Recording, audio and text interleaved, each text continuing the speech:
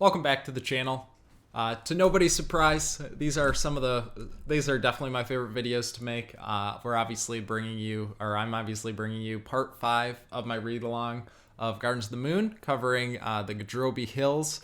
We're definitely past the point of setting everything up. We're getting rapid developments and ever rising stakes. It would seem we're headed towards. It's becoming more and more apparent that we're headed towards a pretty major conflict that seemingly involves kind of awakening the Jagged Tyrant. And right away, but just before I get into that, I do want to discuss. And I'll probably make a separate video on this entirely. It's becoming more and more apparent that the Talon and the Jagged represent completely opposite things. So the Talon, we know, are kind of solely motivated by their war, which seems more and more, as we get more details on it, simply just a genocide and an eradication of the Jagged, who by and large, other than a few outlying Jagged tyrants, they have no government. They don't like to gather together, so it's like no armies going on here. So they're individualistic. There's no governments. I view them, they're kind of just like hermits doing their own thing. They don't want to be bothered.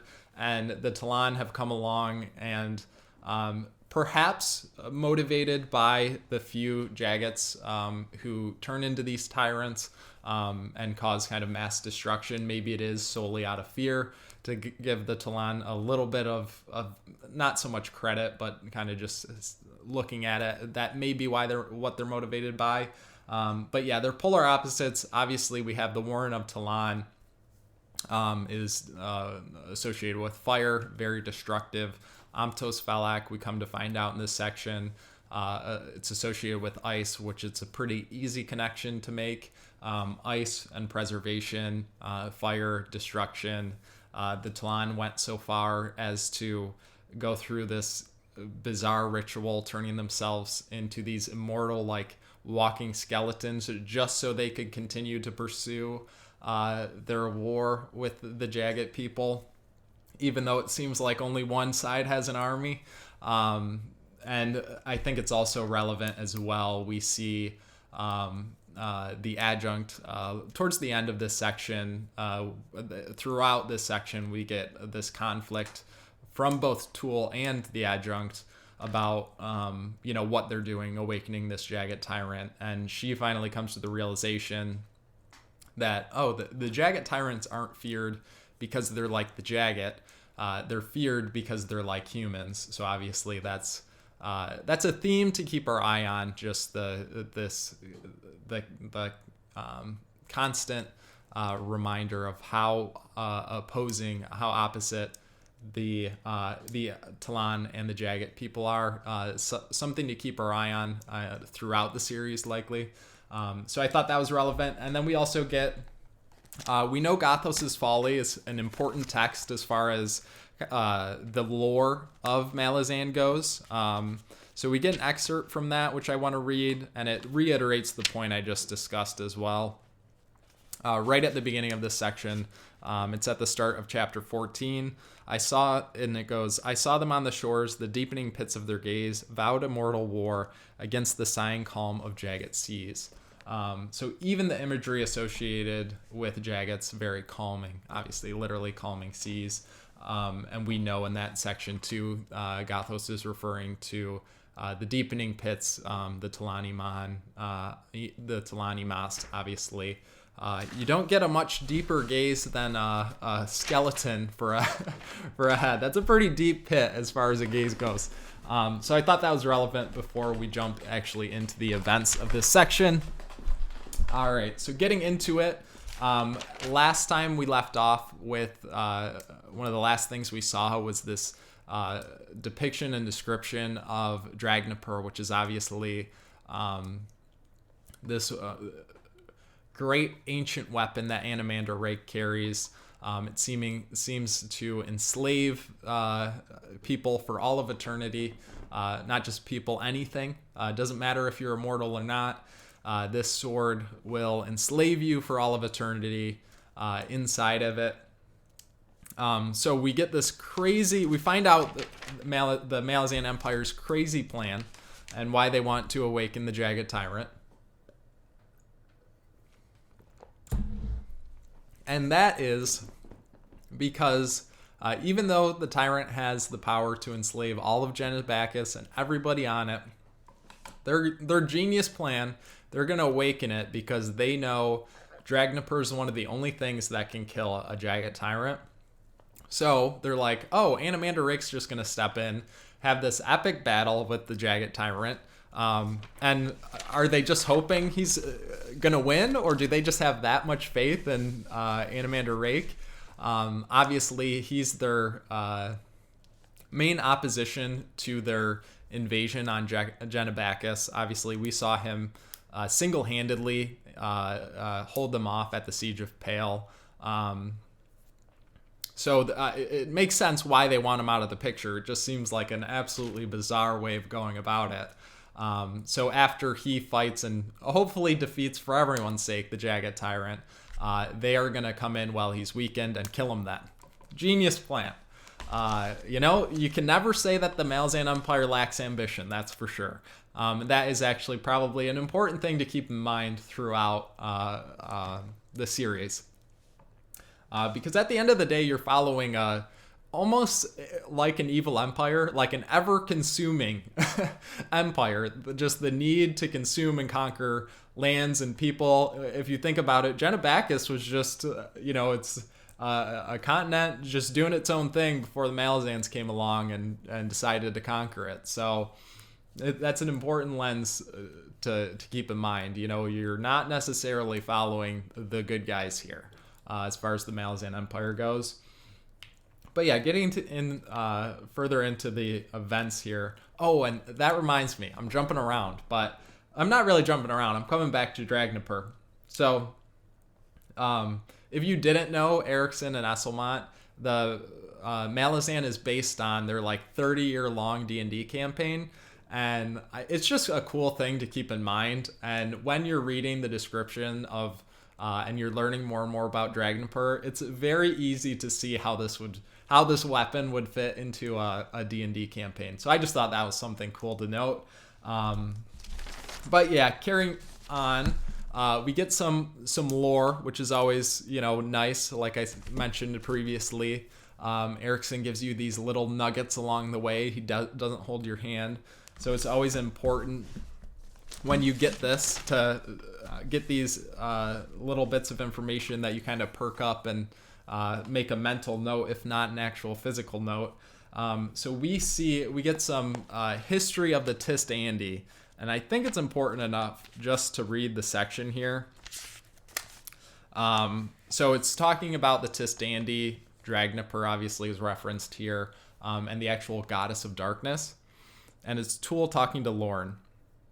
So Tool says, Dragnipur is a sword born of the age before light, and darkness adjunct is the goddess of the Tist-Andi.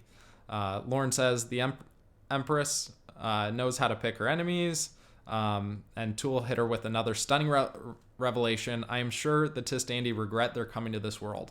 The Tist-Andi were of Carald Galain, the Warren of Darkness. Carald Galain stood alone, untouched. The goddess, their mother, knew loneliness. Tool hesitated. There's probably little truth in this story. The adjunct says, go on, please. In her loneliness, the goddess sought something outside herself. Thus was born light. Her children, the Tist-Andi, saw this as a betrayal. They rejected her. Some hold they were cast out. Others that they departed their mother's embrace by choice. While Tist-Andi mages still use the Warren of Carald Galain, they are no longer of it. Some have embraced another Warren, that of Starval Demelaine, the first Warren. Whose Warren did Starval Demelaine belong to? It was the home of dragons. So we get some unique insight into kind of the origins of the Tist-Andi. We now know that they were basically residing in a separate world. We know Warrens are essentially like these little or not so little worlds of their own. But when kind of the goddess Empress maybe turned her back on her children is too strong of a word, but they definitely seem to interpret that way. Light was born, and they were cast out of Caral de Galen, although they still draw on it for their power. And they also embraced what essentially is the Warren of Dragons. So we know from when Kruppa read Mammoth's text that these 5 black dragons are associated with the Tistandi, and it's a fairly easy connection that this is probably where that comes from, the fact that they embraced a new Warren, the Warren of Dragons. So like I said, we've got to, whenever we get these pieces of lore and information about the origins of people, it's important to really sink our teeth in and hold on to them. So continuing on, we see we have Kruppa, Murillo, Crocus, and Cole. They're out in the Gadrobi Hills, essentially acting as the ears and eyes for Baruch, who we're coming to find out is basically the man behind the curtains. He's pulling all the strings in Darujhistan, the one who holds the real authority and power. And they have an altercation with the adjunct as they just come upon her by accident, basically. And she immediately asks no questions, starts fighting with them, takes down and knocks out Murillo, wounds Cole, and after a discussion with Crocus, basically pleading for his life. And Kruppa was also knocked unconscious because he tried to open his warren in the presence of the Odotaral sword, which we know doesn't allow for any warren or magic. It kind of consumes it seemingly. So Crocus pleads with the adjunct to let them go and let them live. And she kind of realizes, like, oh, maybe a conversation would have just done instead of immediately jumping into trying to kill these people. So yeah, that's what we see with them. And we also get, we have Perrin and Tak the Younger also are in and around the area. And we know from earlier, Tak the Younger has one eye, and this is usually associated with prophetic visions. He gets a prophetic vision, and a warning, of that bad things are coming, and he explains that to Perrin. And Perrin totally brushes him off. At this point, Perrin's character is completely consumed by rage and thirst for revenge. He seemingly blames Open for what happened with Tattersail, and that's really what has him so angered, is the loss of Tattersail, which obviously is more complicated than just Tattersail dying, as we come to find out as well. But he totally brushes off Tak the Younger.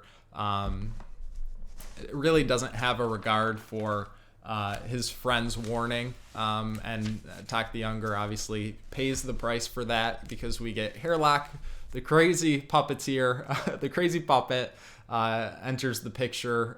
He wants to kill Perrin from his interactions earlier on when Tattersail was watching over Perrin, and all that. And obviously he's just a mad puppet at this point, who just you want to stay out of the way of.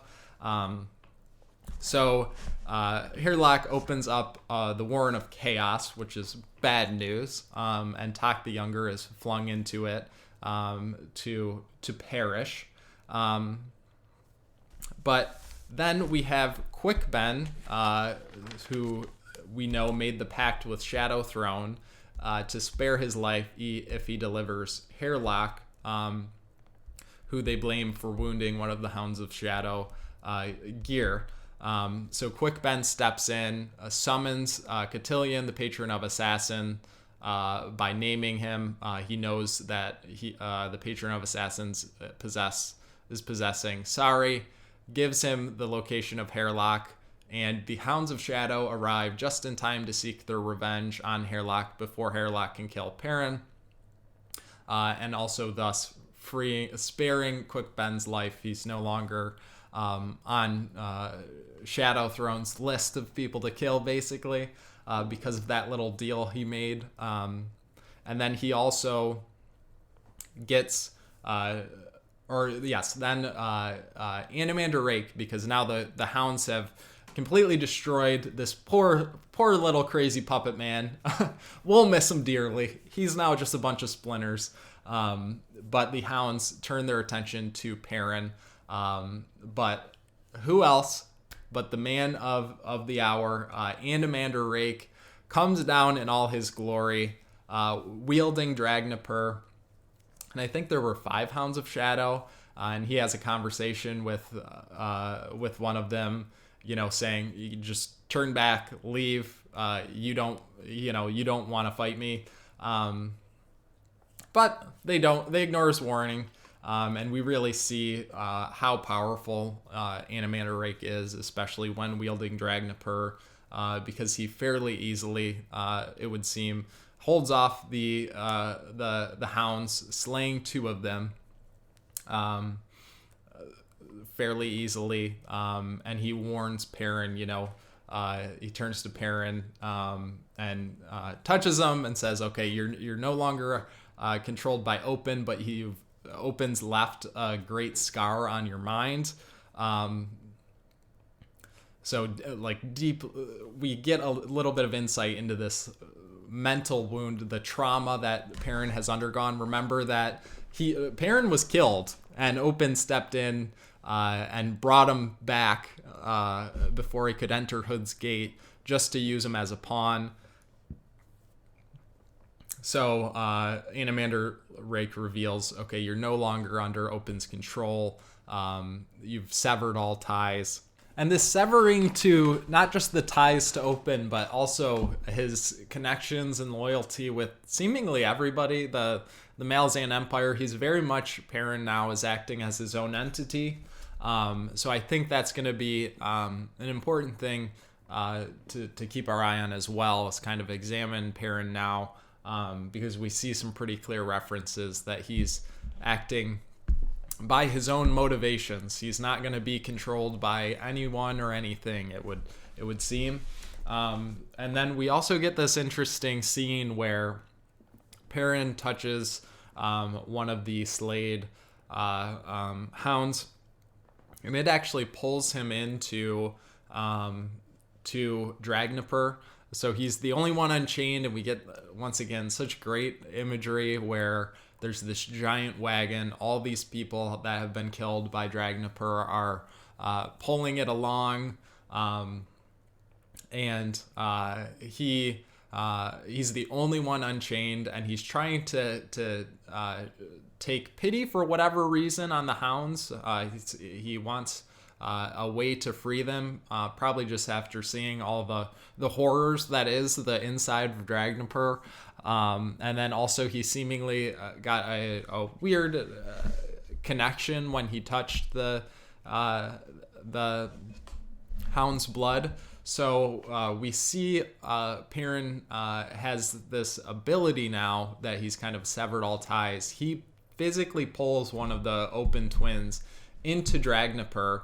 And the Open is not surprisingly horrified by this. Obviously, we know Dragnapur is one of the only things that can slay a god. So he kind of takes Open and says, what do you know about Dragnapur? How can I free somebody from it? And then that's where we get Perrin leads the hounds down their chain, kind of into the warren that holds the warren within Dragnapur that holds kind of all the chains. So they seemingly have been released, because once Perrin comes back to the real world, if you will, the hounds bodies are now nowhere to be found. And then we also get Animander Rake commanding Shadow Throne in an interesting conversation where he says, "Sure, you may be able to kill me here, but it'll be messy and there will be repercussions." So he orders Shadow Throne to withdraw from this realm, and then that's where we get Cotillion leaves Sari's body. So Sari's no longer possessed, and now she's just actually this innocent young girl. So totally at a loss, now that she's not being possessed, kind of doesn't have her own 2 feet to stand on, if you will, mentally. So that's where obviously Sari was planning on murdering Crocus and Kruppa's party, but perfect timing. And now she's actually just a young innocent girl. Comes along the party, and Crocus agrees to take her back to Darujhistan now that she's no longer possessed by the god of assassins. And that's really where we're left off at this chapter. Obviously, we have the adjunct and Tool are about to release the Jagged. They've both realized it's a horrible idea at this point. Tool even says he believes he knows the Jagged's name, so hopefully we'll find that out in the coming sections. And they're both horrified. Tool gives her one last chance, basically, to turn back. And he says, after this, I'm cutting all ties, further ties, and I'm kind of going on my own. And you're welcome to join me. Lorne, who's had this constant struggle we've seen throughout the book between Lorne, the person, and the adjunct. And we, at that dinner party, if we remember with Tattersail, she had abandoned Lorne as an individual, and she's just acting as kind of an extension of the empire of the Empress. So we get another moment where she's faced with a choice, basically, between Lorne the person and her duty as the adjunct and as the extension of the Empress's will. And she once again chooses her duty and her role as the adjunct over basically herself and her own conscience. So that'll be interesting to keep our eye on. And things, like I said, are ramping up. We are very quickly, it would seem, heading towards the awakening of the Jagged Tyrant. So I'm excited to get into the last 2 sections. So I hope you guys have been enjoying the videos. After I finish my breakdown of all 7 parts, I definitely plan on making some, obviously a Gardens of the Moon review, just giving my general thoughts, both spoiler and non-spoiler. And then I also want to do a video where I examine kind of Gardens of the Moon and Night of Knives, and how the events of Night of Knives kind of inform us of the events of Gardens of the Moon and how those play into each other. So yeah, if you're looking forward to that, please do make sure to like and subscribe. Okay, I'm back quickly. There's just so much to cover in these videos. I almost forgot one of the major storylines we were following. That's obviously Tattersail. So we see at the end of this section, the Rivi people kind of come up on Perrin, and they try and skewer him with lances, and Chance the Sword blocks them all inexplicably. So they're like, the Rivi people are totally astonished by this. They're depicted as more primitive, if you will, at least from a technological side. And this old Rivi woman brings this young child through, who they seem to, for some reason, not worship, but look to. And obviously we know from Kruppa's dream that Tattersail's soul was kind of moved, soul shifted into this pregnant Rivi woman who gave birth. So we now see a young 5-6-year-old age child, and Perrin, for whatever reason, can't explain that he recognizes her, and it's obviously becomes apparent that this is Tattersail's soul. So I'm very blown away. Something to definitely keep our eye on. He references to, if you're 5 or 6 now already, because if you remember the events where she soul shifted into Nightshill's remains was likely like a few days ago. So he's like, if you're 5 or 6 now, like, what did you do? What happened?